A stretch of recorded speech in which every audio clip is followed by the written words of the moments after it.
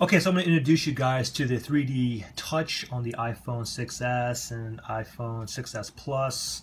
Basically, the 3D Touch, I mean, it's basically nothing but shortcuts. And is it efficient? Actually, I didn't care for it at first, but after I started playing with it for like a few days, it actually really is efficient. And let me show you some main points here. Apple is actually calling it like peek and pop, and I'll give you an example. Like if I go to my email here, and what you can do, I can kind of just like press down on and take a peek. Let me show you. I can take a peek here, and if I wanted to reply to it, I can kind of scroll up here, and I have these options here. Let me show you actually what Apple was talking about peek and pop. So I'll go ahead and peek it. So I'll press this down. I'm taking a peek at my email here, and if I want to actually get into the email, I can push the display with my thumb even harder, and that's a pop. So basically, it's like this. Oops. So I'm taking a peek. I like it. I want to get into the email, and I press harder, pop it, and I'm in. Let me show you some other cool features. Your messaging app, like check this out. Okay, this is really cool too.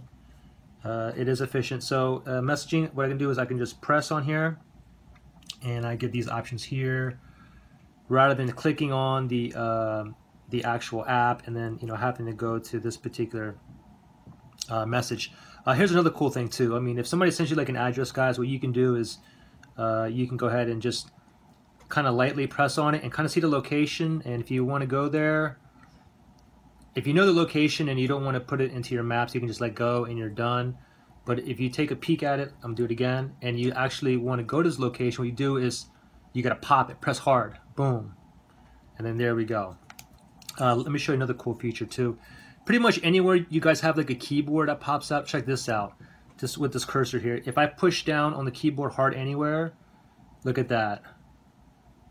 You can move the cursor pretty much anywhere, which is, it's a lot easier than with the previous iPhones where you had to like kind of push down here and how to kind of like find it. Let me show you something else. Here's another cool thing, the shortcut. So they 3D touch with the camera itself. So you can just simply just press and hold that, and there you go. You want to take a selfie, there you go. You want to record a video, take photo, record slow-mo, it's all right there. Opposed to like, for example, if I want to go to video, clicking on the camera app and then going to video, this will actually save you steps. So I can just hold down the camera icon and just go right to record video, and I'm there. It saves me a step.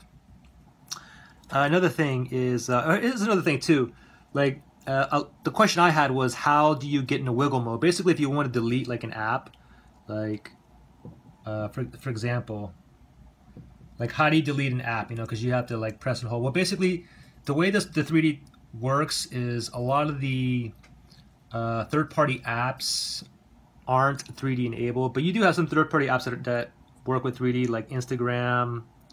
You have Twitter and a few other 3D programs.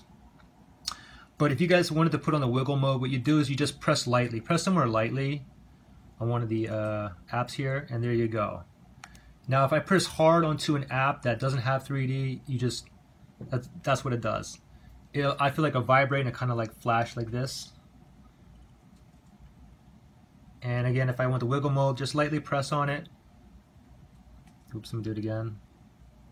And there you go. Then I can go ahead and delete an app or pretty much whatever. Another thing is too, is you guys can actually disable the 3D touch if you want, and you can actually adjust the sensitivity as well.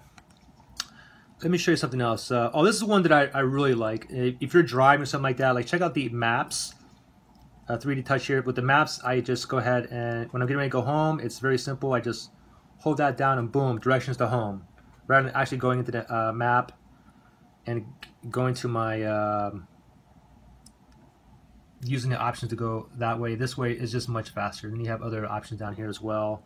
If you go into photos, let's see here. If you go into photos, I mean, you can preview other photos.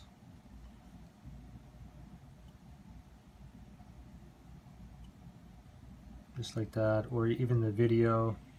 I just saw another guy. So I'm previewing right now. I'm peeking. If I want to pop it, I press hard again. I don't know if you can see Boom, it, but just like that. Another thing is, let's go into like an email. Let me show you something else here. If somebody sends you an email and they send you like a link, what you can do is just press on a little bit, and you can take a peek at the link. What's going on here? I think this is my Wi-Fi. You can take a peek, and then if you want to do something with it, you can scroll up. You can add it to your reading list. You can copy it, or if you want to just disregard it, just let go. And I'll go ahead and click. I'll peek again. Oops. Let me go ahead and peek. Oh, what's going on here? Let me peek. And then if you want to go to the website, again, you gotta pop it. So just push hard, and bam, you're in. Another cool thing is, you know, under like Safari, if you go to like a website or something, let me see here. You can go ahead and press on the app, and there you go. You can go right into your reading list from here, your bookmarks, and same thing with your phone.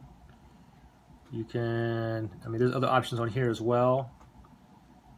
Let's see here. Oh, here's another cool thing too. You know, in the App Store, if you want to search for something, just hard press it and just go right to search, and then boom, you can go ahead and search whatever you want. And then you can always, don't forget the if you hard press the keyboard, you can move the cursor around.